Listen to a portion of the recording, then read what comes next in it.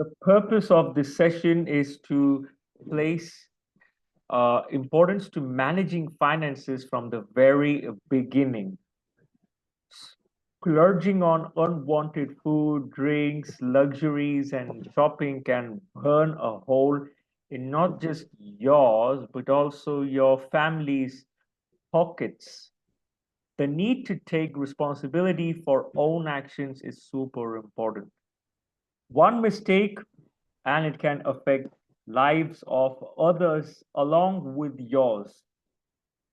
Our guest here is to educate us to not scare, but rather about how to deal with finances mindfully so that earning money does not become an obligation for the whole life.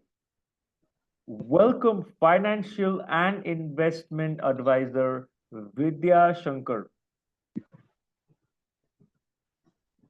Thanks, Krishu. Thanks for the generous introduction. Uh, I have been involved in investment advice for more than 3 decades now as a family business itself, wherein my father had started it and I have taken over. Today's session, from my point of view, is to do a different kind of financial awareness in the youngsters because these are the guys who will lead India tomorrow. If their finances are in place, they will be able to set the whole financial system of tomorrow. This is what I personally believe. So, as Krishiv had indicated to me in the last meeting, this session is directed to people in the age group of 18 to 25 types who are who have just become adults, who have just seen some money in their hands, and some people don't know what to do with it. Some people know a little bit. Some people do it on hearsay.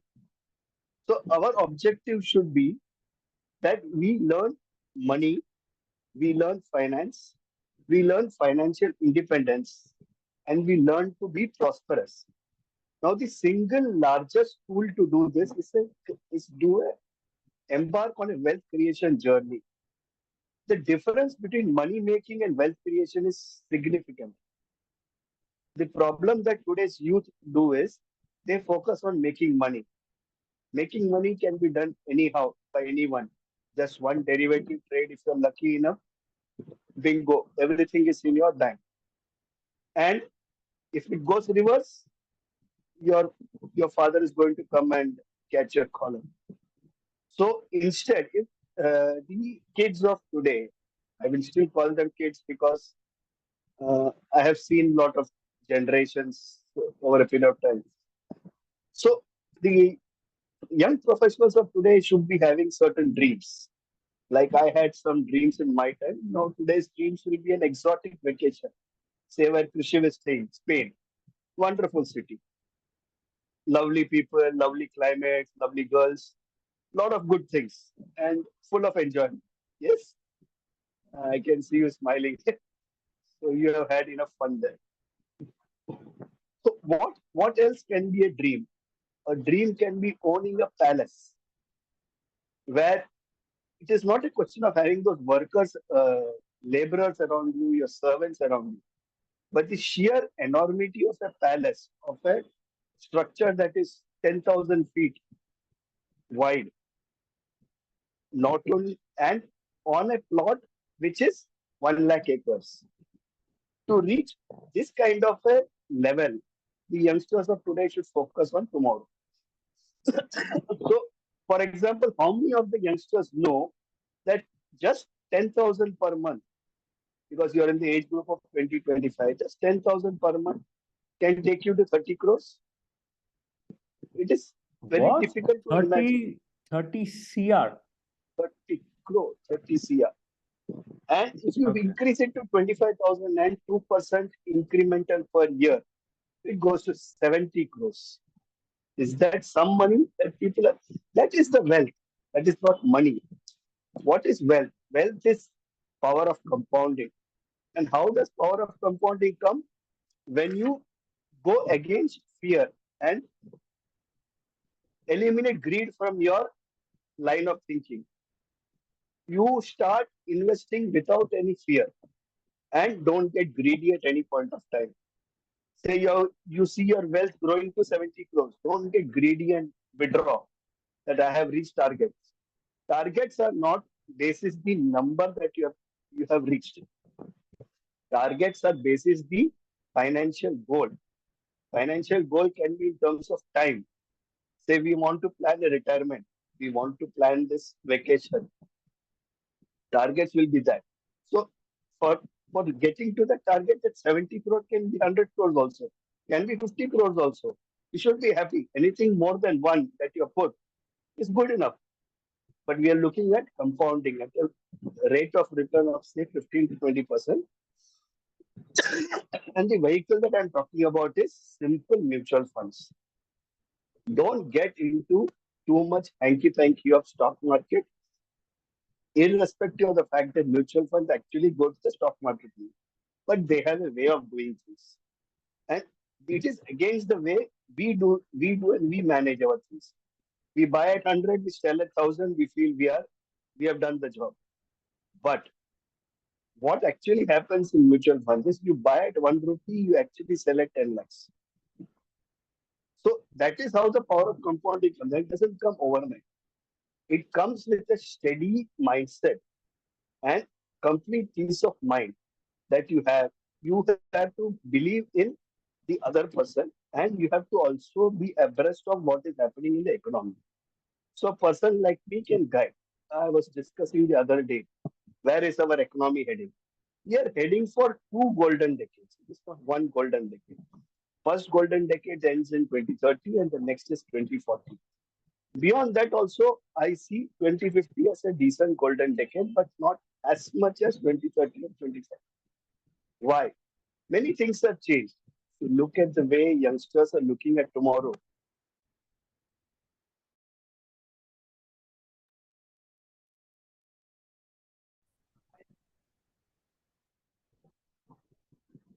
So where the youngsters do mistakes, that is where a person like me who has spent 30 years, 40 years in this industry can help you guide. Because I have also made mistakes in life. Not three mistakes, not 10 mistakes, maybe 20 mistakes. But when I guide a youngster of today, will ensure these 20 mistakes don't come. Sorry.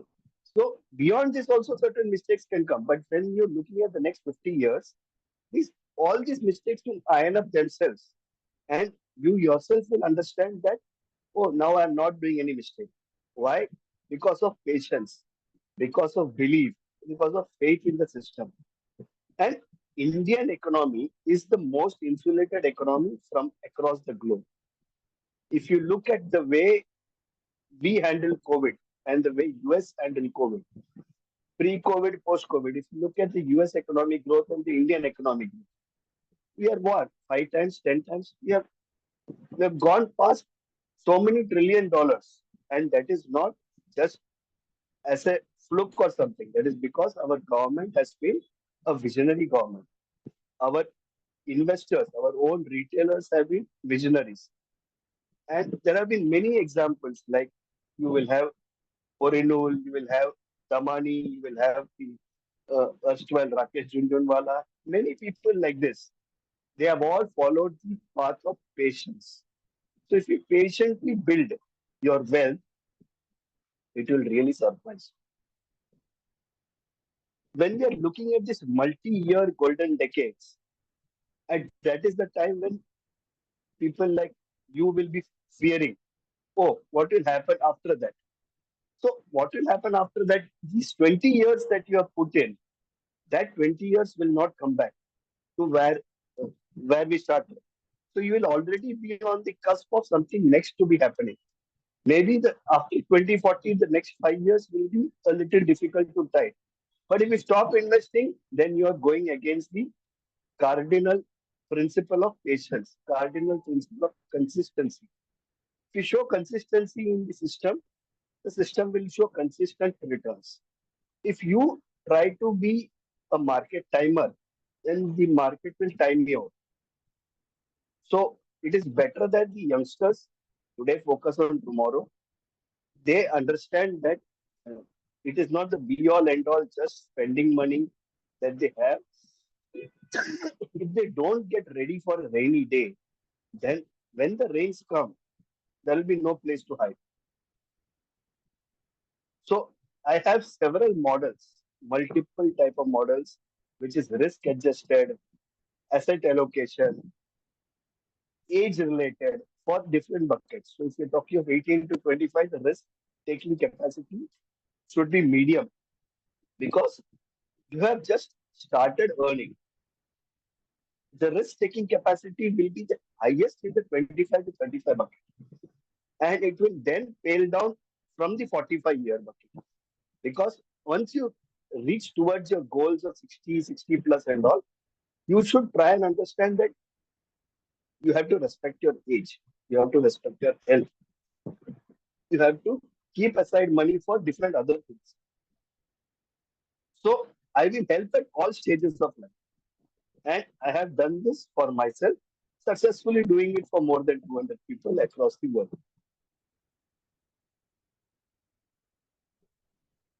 Is there anything else that you feel I have missed? Yeah, I feel that this is really insightful. And even though we've mentioned that this session is for young people, between 16 and 25, but I personally feel that there are many people who I have personally met who are more than 25 years old, and they are also not behaving mindfully in a mature way, to manage their finances. So we have already discussed about, spending money unconsciously has severe side effects. We all know it. Mindful spending enables the availability of finance for important affairs, and along with that, it brings long-term sustainability. Now, I want to talk about the right relationship with money, which is formed by how the money was earned in first place, and then how this money was then utilized. For example, this is a very basic example. Hard-earned money used to feed the family and engage in social work such as charity. So, share some thoughts about the relationship that we should share with money. Okay. So, uh, friends, money is very relatable. Money is the source of everything. See, I had reached a stage where money started working for me, so I didn't need to work for money. But to reach that stage, money is important. So, how will you ensure your money will work for you? Is having the right focus as to if you can sacrifice certain things in the initial stages. There is a lot of gain that it can happen in the later stages. Say 18 to 25, you make small sacrifices. 25 to 30, you make little bigger sacrifices. But then the golden period for any individual will be 35 to 45, where he will be having his family, he will be having his parents to support, he will be having the society at large, and everybody will be looking at you as a role model. When I meet people and they ask me, what are you doing? So if I tell them that I'm retired and I just tell them that the age is only 48 when I retire, but I also don't look 48. That's another plus point because I maintained my intensity in such a way that I don't I defeat age because the mind is so strong. And how did the mind become strong? The mind becomes strong because I was financially resilient. I made those sacrifices. I decided to get the brickbats from the family. Obviously, his wife, who in the initial stages could have asked for certain things, but now whatever she asks, she's getting it. So that is how I explain things to people that these very small sacrifices, if you make 10,000, 15,000, 25,000 per month, and even if you don't do a top up initially and do the top up in the upward cycle, 25 to 35, it will go a long way to get you to 100 crores. And mind you, irrespective of inflation, irrespective of what the economy is 50 years down the line, 100 crores will be a decent amount to build your dreams, live your dreams. And most of it you can give for charity also. And if you give money for charity, more money comes to you, comes back to you. Because if you keep money with you and you just hold it tightly, it will slip. There is a slip between the cup and the way you drink. Money will slip out. So if you are mindful of those things, and also bear in mind that charity is a need of life that you need to get into at the later stage of life. And also maybe if the wealth creation is such stupendous, from the 35 to 45 also little focus can be done on charity. Because then people will look upon you. Hey, there is this guy who is doing so good for himself, but he's also focusing on charity. So that is what youngsters, we are not here for charity. So that statement keeps coming from youngsters. I think that should not. Because if somebody hadn't been charitable with you in your younger stages, your own parents have been charitable with you. They do say charity begins at home. So no better example. Yeah, I mean, I completely understand that, giving back to the society is super, super essential. But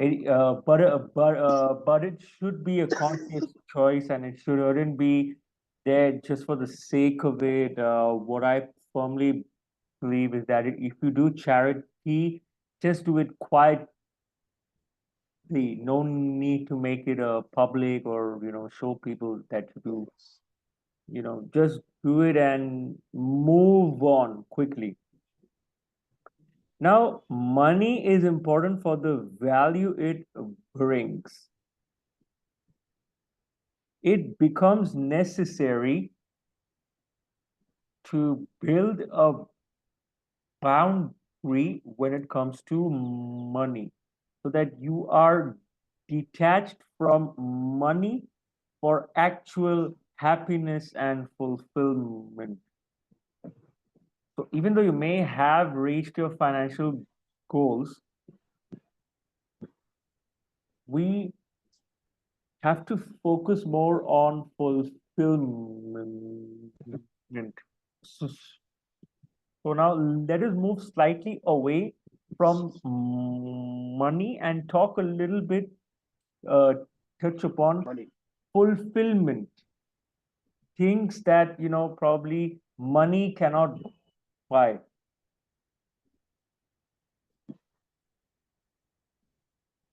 So for that, you need to have the mind. If your mental state is in such a way that you are not bothered about anything, but you are bothered about delivery to the society, and you believe that society has done enormous things for you, if that belief has come into you, if that self belief is there, now is the time for payback. Once that mental mindset is ready, that payback is important, then I think, irrespective of money or no money, there, there is someone on top who will ensure it happens. I think he is always the guiding force for me, for you, for the youngsters here, and there is nobody to defeat him. He is the guiding force. He is the power. He is the Lord Shiva, who is known for destruction, but he's also been so supportive in all his endeavors. And the way Lord Vishnu has controlled the universe. If you look at these examples from mythology, lot of these questions that you have just asked get automatically answered. And that's where a little bit of spirituality also kicks in. And if you focus on a little bit of spirituality at the same time, then it becomes easier to give it back to the society.